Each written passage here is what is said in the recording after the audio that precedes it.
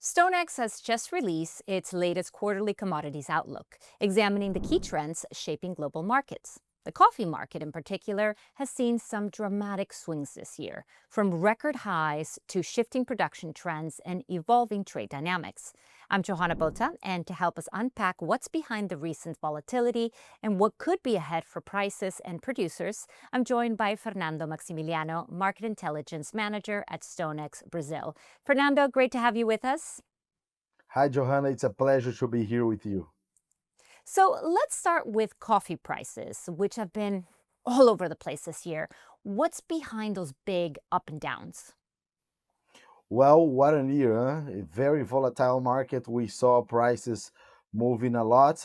If we consider what we saw throughout the year, we saw prices rising in the first quarter of the year. We saw prices reaching the highest value ever, and then we saw prices falling during the second quarter of the year, and that was because of the harvesting in Brazil that was able to put some relief in terms of supply, but we saw prices rising again in the third quarter.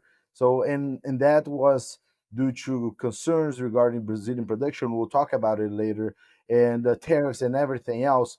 But we saw this very volatile market.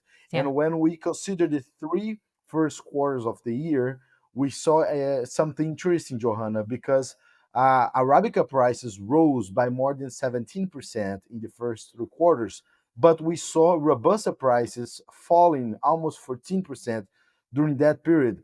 And that is related to the changes in terms of supply that we are seeing now for each type of coffee. Okay, so a big roller coaster then.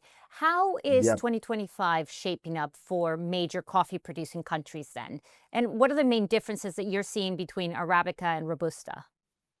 Yeah, so that's the point. For 2025, we saw a decrease in production in Brazil. We saw more than 18% decrease in the Arabica production, and that was because of the bad weather last year and also in the beginning of this year. So we saw a condition that impacted the flowering and the early stages of development. On the other hand, we are seeing and we are expecting a much better condition for Robusta supply. The Brazilian Robusta went up by more than 22%. And also, we are expecting a better yield from Vietnam. USDA numbers, for example, are pointing to a 7% recovery in the Vietnamese production and a 5% increase in the Indonesia production. And for Vietnam, important to mention, the harvesting starts now in November, and that's the reason as well that we saw Robusta under pressure throughout the year, as while Arabica were having these bullish trends because of this lower production. So you actually just mentioned the weather a little bit earlier. How critical are the next few months then? Well, this is the most crucial point, I would say, at this moment, because we are in the finishing up the flowering stage in Brazil, and this is a very crucial stage. Actually, not only this one, the stages that are coming as well, but this is the timing we had the problems last year, and we saw, for example, as we said, 18% decrease in production for Arabica. So this time is very critical. For the past weeks, we saw some irregular rainfall. So it was not regular throughout the coffee belt in Brazil, and also we saw that the rainfall was below average.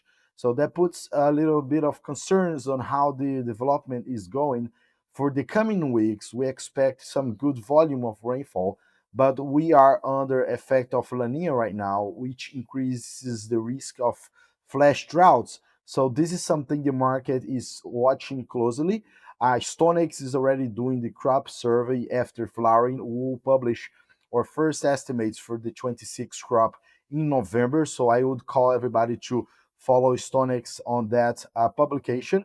But this is going to be the topic that's going to guide the market in the coming months. If we see a more comfortable production in 2026, that is something bearish to the market. But if we see any sign of lower production than what the market is expecting, we could see a bullish mood on futures.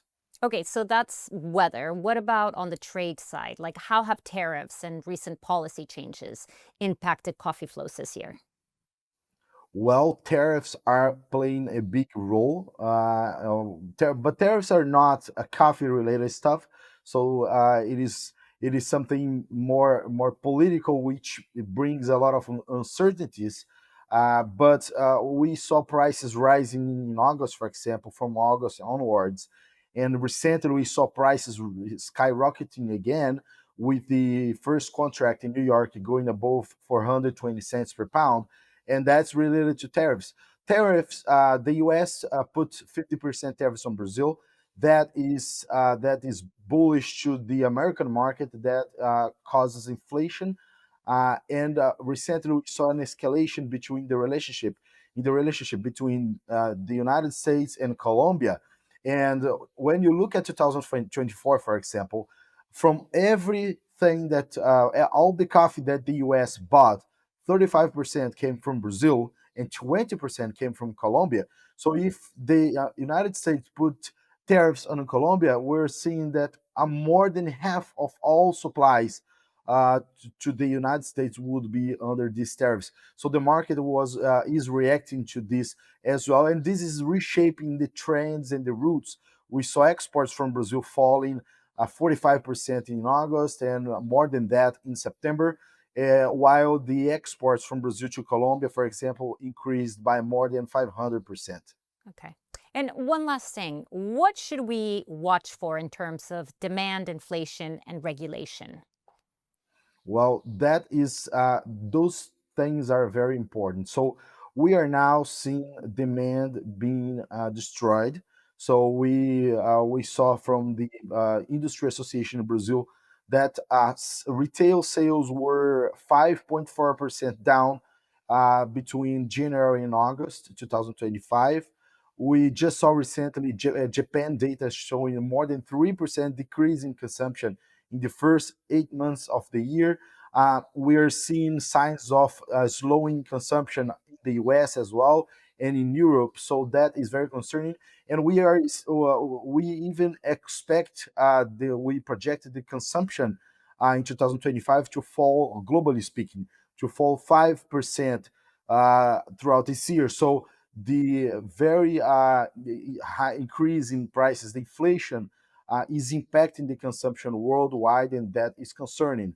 Another point is the UDR. So last year we saw market following that closely because the regulation from the deforestation regulation was expected to take place in 2025, but we saw a delay, 1 year delay, and now there are talks that we could see another delay, but this is still unclear. So the market will follow that. If we don't see a change there, or the regulation should start to take place in the beginning of 2026. So that's something we'll have to keep an eye on in the coming months.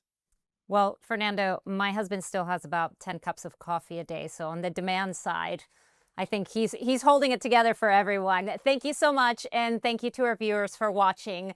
For deeper insights and analysis, scan the QR code or click the link in the description to download the Quarterly Commodities Outlook, available now on the StoneX website.